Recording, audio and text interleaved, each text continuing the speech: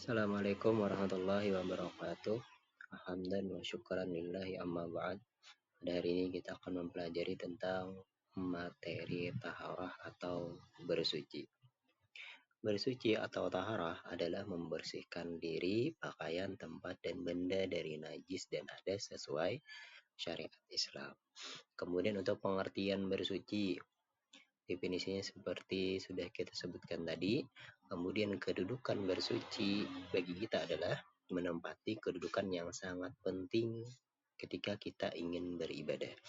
Jadi ketika kita ingin beribadah, kita wajib bertaharah seperti sebelum melakukan sholat dan tawaf. Kemudian tata cara bertaharah itu bisa dilakukan dengan beberapa cara, diantaranya dengan berwudu, tayamum, dan mandi wajib. Terus apa perbedaan bersuci dengan membersihkan diri sebagaimana seperti biasanya kita lakukan? Yang pertama, kalau yang bersuci itu disertakan dengan niat. Sedangkan membersihkan diri itu kita tidak perlu mengutarakan niat. Kemudian yang kedua, yaitu bertujuan untuk membersihkan. Bersuci dan membersihkan diri memiliki tujuan yang sama di unsur yang ini. Kemudian unsur yang ketiga, bersuci itu melakukannya dengan tata cara tertentu yang sudah diatur oleh syariat Islam. Sedangkan membersihkan diri itu tidak diatur dalam agama kita. Kemudian yang ke unsur selanjutnya yaitu mengikuti pola hidup sehat. Bersuci dan membersihkan diri itu dampaknya bisa memberi kita kesehatan. Kesimpulannya, bersuci sudah pasti membersihkan diri, tetapi membersihkan diri belum tentu termasuk daripada bagian bersuci. Kemudian jenis-jenis bersuci itu ada dua, yaitu bersuci secara batiniah dan juga bersuci secara lahiriah. Bersuci batiniah adalah membersihkan jiwa dari dosa dan maksiat. Adapun bersuci secara lahiriah yaitu mensucikan diri, membersihkan diri daripada najis dan hadas. Inilah yang kita bahas di topik kali ini. Kemudian bersuci itu medianya menggunakan apa? Ya, media utama dalam bersuci adalah menggunakan air. Kemudian air itu pun juga terbagi ke dalam beberapa kelompok. Yang pertama ada air suci dan mensucikan, atau istilah lainnya biasa disebut dengan air mutlak, yaitu air yang masih murni yang belum tercampur dengan najis atau air yang masih belum digunakan untuk bersuci.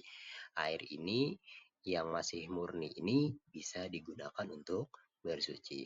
Kemudian yang kedua, air suci yang tidak mensucikan. Air ini hukumnya suci tapi tidak bisa dipakai bersuci. Air ini halal untuk diminum tetapi tidak bisa untuk bersuci, seperti air kelapa atau air teh, bahkan air kopi dan lain sebagainya, yaitu air yang sudah berubah daripada sifat aslinya. Kemudian yang ketiga yaitu air mutanajis, yaitu air yang terkena atau tercampur dengan najis. Air ini tidak halal untuk dikonsumsi dan juga tidak bisa dipakai untuk bersuci. Kemudian yang keempat yaitu air mustakmal, air yang sudah dipakai untuk bersuci, kemudian ukuran air itu kurang daripada 2 kula, maka air bekas itu tidak bisa digunakan untuk bersuci kembali.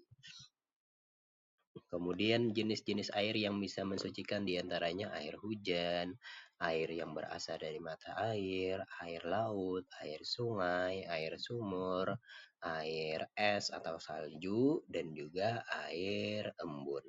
Air-air tersebut bisa digunakan untuk bersuci selama bau, rasa, dan warnanya tidak berubah. Kemudian sebelumnya kita pernah ada membahas tentang 2 kulah tadi ya, ada menyebutkan tentang 2 kulah. Kemudian berapa sih volume daripada 2 kulah itu? Kalau kita menggunakan beratnya, maka air yang 2 kulah itu seberat 195,112 kg. Kalau kita konversi ke dalam liter, maka air yang 2 kulah itu adalah sejumlah 270 liter. Misalnya kita mau bikin kolam kolam yang terisi 2 kula itu sebesar apa, maka kolam yang dengan bentuk sama sisinya atau persegi, maka masing-masing sisi itu memiliki panjang 56 cm, baik itu dari alasnya atau tingginya. Maka masing-masing 56 cm. Misalnya kita ingin membuat kolam dengan bentuk melingkar, maka diameter kolam itu paling tidak adalah 45 cm dengan kedalaman 90 cm. Yang tersebut daripada bangunan tadi sudah bisa menampung air sebanyak 2 kula. Tidak hanya air, kita juga bisa menggunakan benda-benda lain untuk bersuci seperti batu, tisu, kayu, ataupun daun kering. Dua pilihan terakhir itu adalah pengganti batu, mohon maaf. Kayu dan daun kering itu digunakan untuk menggantikan batu. Jika barangkali tidak menemukan batu, barulah pilihan tersebut bisa digunakan. Kemudian bagaimana syarat bersuci dengan batu? Yang pertama yaitu jika ukuran batunya kecil maka menggunakan 3 buah batu. Jika batunya besar itu bisa cukup dengan 1 batu namun memiliki 3 sisi paling minimal.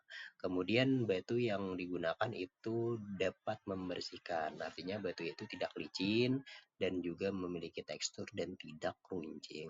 Kemudian kotoran yang dibersihkan itu belum mengering. Dan juga syarat yang lainnya kotoran itu belum berpindah dari tempat semulanya. Kemudian yang selanjutnya yaitu batu dalam keadaan suci. Batunya masih bersih. Kemudian dampak daripada bersuci untuk menjaga kelangsungan hidup yaitu menghemat air, menjaga sumber air sebab kita melindungi kesucian air, makanya kita menghindari air-air itu daripada terkena pencemaran yang bisa merubah bau, aroma dan warnanya. Kemudian mencegah pemborosan dan juga menjaga kesehatan. Dan dalam ekosistem lingkungan, bersuci itu bisa membuat keseimbangan alam terjaga, kemudian membuat pertanian berkelanjutan karena kita menggunakan air dengan bijak, dan juga kehidupan akuatik. Air bersih menjamin kelangsungan hidup ikan dan hewan dan air lainnya. Kemudian dampak buruk jika kita menggunakan air secara boros, yaitu bisa berdampak kepada krisis air, bahkan memudahkan penyebaran penyakit, kerusakan ekosistem, kematian hewan, dan gagal panen karena krisis air. Adapun hikmah daripada bersuci yaitu menjaga kebersihan tubuh, pakaian dan lingkungan, menjaga kebersihan jiwa dari sifat tercela dan dosa, kemudian di dalam kesehatan juga menjaga diri kita dari terkena berbagai macam penyakit dan juga bisa melestarikan lingkungan. Nah, itulah tadi sedikit daripada materi tentang taharah.